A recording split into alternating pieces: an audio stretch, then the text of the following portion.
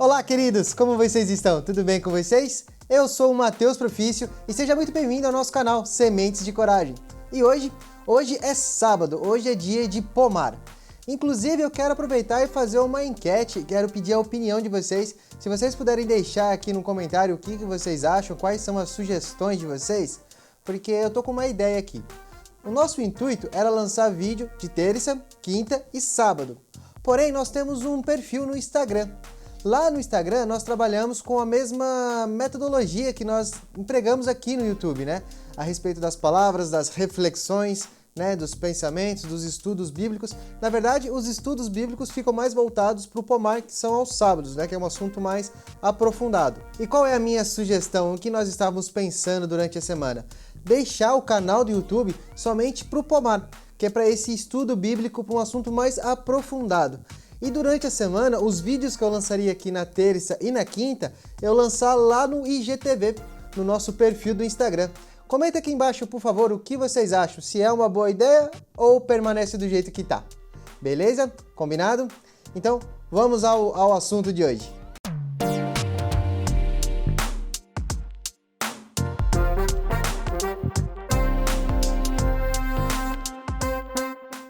E no vídeo de hoje nós vamos abordar sobre o tédio, como vencer o tédio, algumas dicas rápidas de como evitar o tédio e o que a Bíblia fala a respeito dos nossos pensamentos e como nós podemos ter esse auxílio do Senhor para evitar viver de uma maneira entediante. Primeiro nós vamos definir o que é tédio. E segundo o dicionário, eu vou ler aqui, está escrito assim: tédio é uma sensação de enfado, produzido por algo lento, prolixo ou temporalmente prolongado demais. É uma sensação de aborrecimento ou cansaço. Nós vemos nos dias de hoje que nós temos um excesso de informação, um excesso de estímulos. E tudo tem acontecido de uma maneira muito rápida, muito veloz. E junto com essa velocidade, está vindo aquela sensação de que nada mais nos surpreende. E não há mais nenhuma novidade. Parece que nós estamos nos acostumando com tudo. Por mais surpreendente que seja alguma coisa, parece que aquilo já não está mais gerando aquele entusiasmo, aquela vontade, aquela sensação, aquele ímpeto de fazer as coisas. Nós estamos levando uma vida meio entediante, uma vida meio entediados. E qual é o perigo nisso? E o perigo de se viver assim é que parece que nada mais pode nos satisfazer. Nenhuma programação, nenhuma atitude tem a capacidade de gerar em nós um prazer, uma satisfação. Tudo tem ficado mais ou menos. A gente tem perdido aquela profundidade, aquela disposição, aquele comprometimento em se fazer as coisas. E por essa falta de satisfação, parece que nós vamos nos corroendo, algo tem nos corroído por dentro e drenando a nossa vontade, a nossa força de ação. Mas calma, como já diz o velho ditado, nem tudo está perdido. Nos próximos minutos eu quero te apresentar algo que com certeza vai mudar a sua vida. O que eu quero te apresentar, o convite que eu quero te fazer hoje é: direcione os seus pensamentos. Nós, seres humanos, temos a tendência de direcionar nossas ações por mais fácil, por mais rápido, por mais prático. E algumas vezes nós agimos por impulso. Então nós agimos primeiro e pensamos depois. E depois da ação nós pensamos assim: poxa, eu poderia ter pensado ou ter agido dessa maneira, eu poderia ter feito dessa maneira. Quando nós começamos a direcionar os nossos pensamentos, a ter essa educação emocional, a começar a pensar antes de agir, a começar a ter essa calma para conseguir ponderar e discernir bem as coisas, nós começamos a agir por entendimento, por vontade, não apenas por impulso ou porque alguma pessoa está fazendo ou porque alguma pessoa falou. Nós conseguimos ponderar os nossos caminhos. Então todas as nossas ações, elas terão sentido.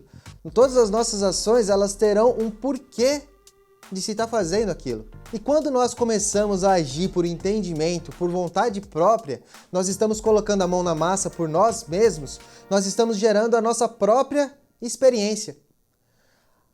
Dificilmente alguém pode tirar de nós essa plenitude de se viver a nossa experiência. Então, por exemplo, se alguém chegar e falar para você: Matheus, colocar a mão no fogo vai queimar a sua mão. Eu falo: tudo bem, né? Ó, não mexe ali que ali vai queimar a sua mão. Não, tudo bem, né?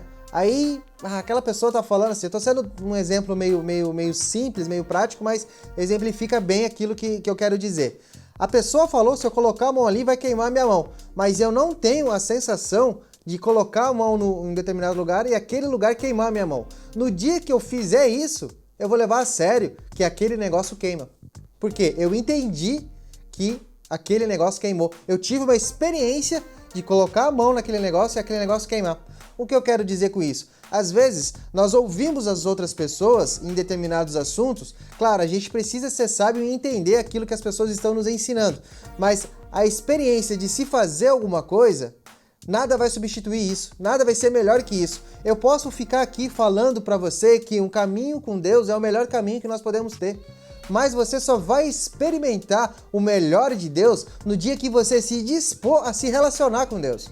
A sua experiência com Deus vai ser única a partir do momento em que você entender que você precisa se relacionar com Deus.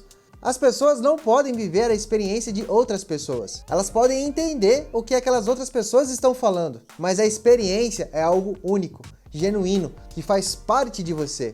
Então o tédio vem quando nós não estamos entendendo aquilo que está acontecendo, quando nós buscamos entender a vida pela perspectiva de outras pessoas, pelos olhos de outras pessoas. E há um perigo muito grande nisso, porque nós perdemos a profundidade daquilo que nós somos. Nós espelhamos a nossa vida. Claro, não tem nada de errado em você usar o outro como uma referência, mas você precisa se desenvolver na sua experiência. Eu preciso me desenvolver na minha experiência. Eu preciso ter a minha história. Eu preciso ter as minhas escolhas. Eu preciso ter o meu relacionamento com Deus. Sabe aquela história que você só dá valor para alguma coisa quando você perde? Porque quando nós temos alguma coisa, nós não estamos vivendo profundamente aquilo que nós estamos tendo no nosso dia a dia. Por quê? Nós não entendemos como aquilo é.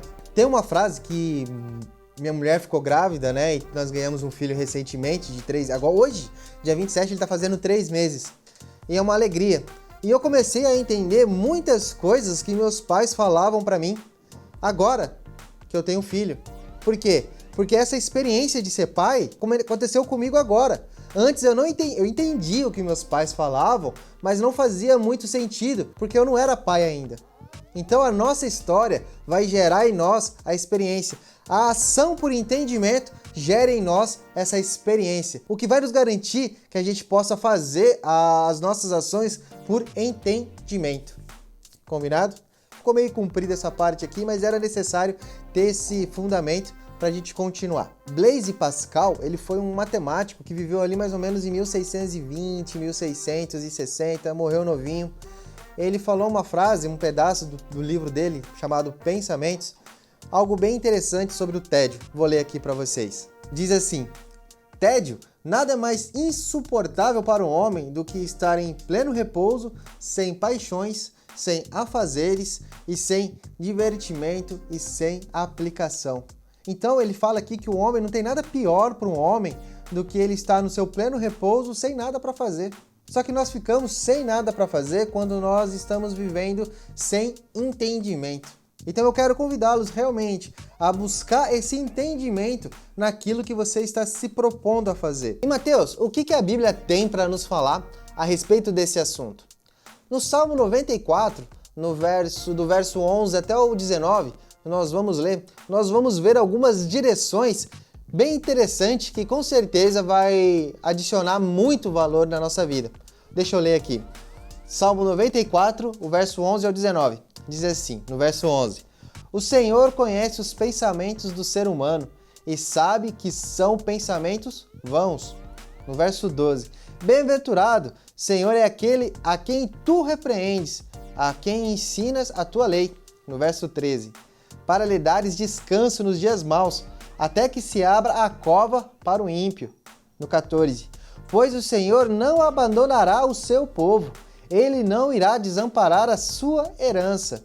Nos tribunais voltará a imperar a justiça, e todos os de coração reto a seguirão. Quem se levantará a favor contra os perversos? Quem estará comigo contra os que praticam a iniquidade?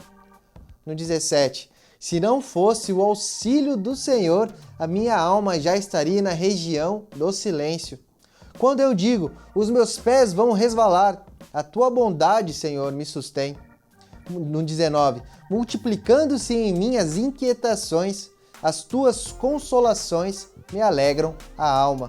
Esse salmo ele é um salmo maravilhoso. Logo no início, aqui no verso 11 da nossa leitura, ele fala que o Senhor conhece os pensamentos do ser humano e que são pensamentos vãos. O que ele quer dizer com isso? Que os nossos pensamentos, sem a aprovação dele, sem o auxílio dele, sem a influência dele, são pensamentos vãos, que os nossos pensamentos são pensamentos vazios, nossos pensamentos são pensamentos infrutíferos, são pensamentos egoístas. Então o ser humano, por ser humano, o ser humano por ser humano, o ser humano pelo ser humano, não consegue fazer nada. Nós precisamos urgentemente da presença de Deus na nossa vida.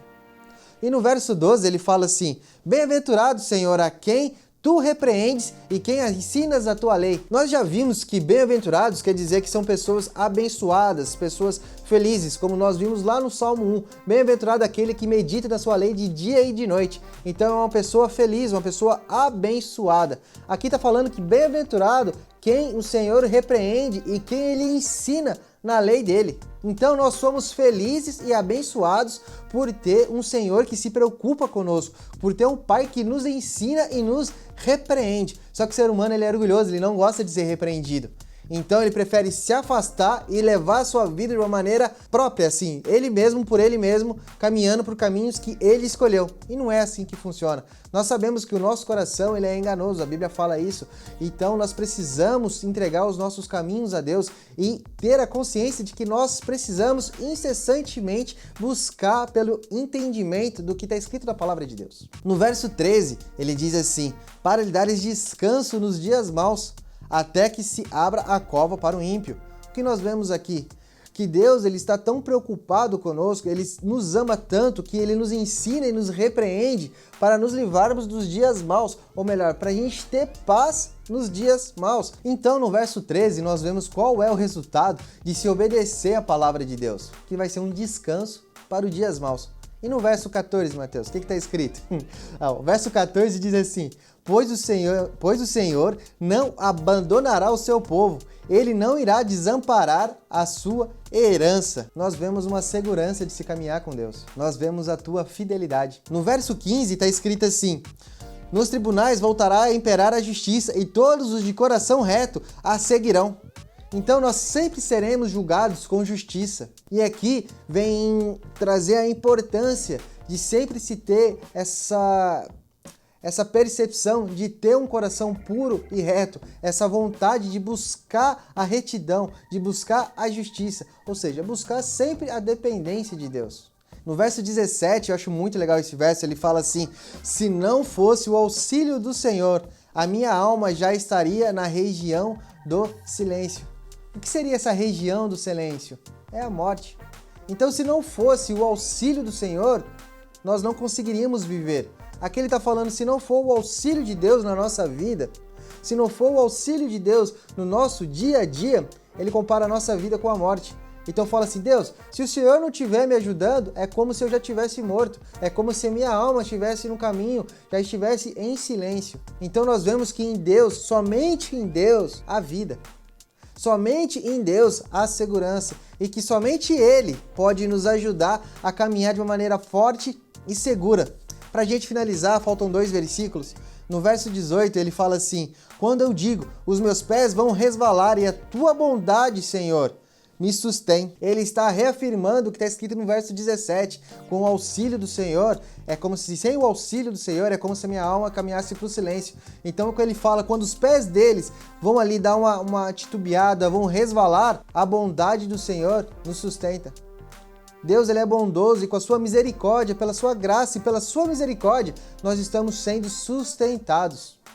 E no verso 19 ele fala assim: multiplicam-se em mim as inquietações, mas as tuas consolações me alegram a alma. É aqui nesse verso 19, quando se aumenta os nossos pensamentos, as nossas inquietações, as nossas perturbações, ele fala que as consolações de Deus alegram a nossa alma. Então nós vemos sempre o cuidado de Deus Então nós vemos sempre esse refrigério de se estar na presença de Deus e que não existe outro lugar onde nós possamos encontrar paz e nos livrarmos do tédio. O tédio é quando nós nos enchemos de coisas vazias, é quando nós não temos a percepção de quem nós somos.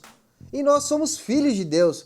O Pai nos ama de uma maneira sobrenatural e Ele sempre está cuidando de nós. Juntando ali o verso 15 e 17, o 18 e 19, nós podemos formar uma frase mais ou menos assim: que os que buscam manter o coração reto vão experimentar a justiça, o auxílio, a segurança e que, independentemente dos acontecimentos, a nossa plenitude de vida sempre estará nos braços do nosso Pai. E que o nível da nossa paz vai ser o mesmo nível da nossa obediência e da nossa integridade perante aos planos de Deus. A nossa integridade, essa palavra integridade, ela tem como qualidade aquilo que permanece inteiro, aquilo idêntico a alguma coisa. Então, quando nós permanecemos íntegros com a vontade de Deus, íntegros com os planos de Deus, quer dizer que nós estamos nos colocando de uma maneira inteira à disposição daquilo que Deus tem separado para a gente. Então que nós possamos permanecer inteiros, dependentes de Deus, de uma maneira inteira nos planos de Deus, de uma maneira inteira, íntegra, como filhos de Deus. E com certeza, nossa mente, os nossos pensamentos, a nossa vida ficará longe de todo tédio, de todo sentimento ruim que pode nos atrapalhar a continuar vivendo a plenitude daquilo que Deus tem separado pra gente. Amém?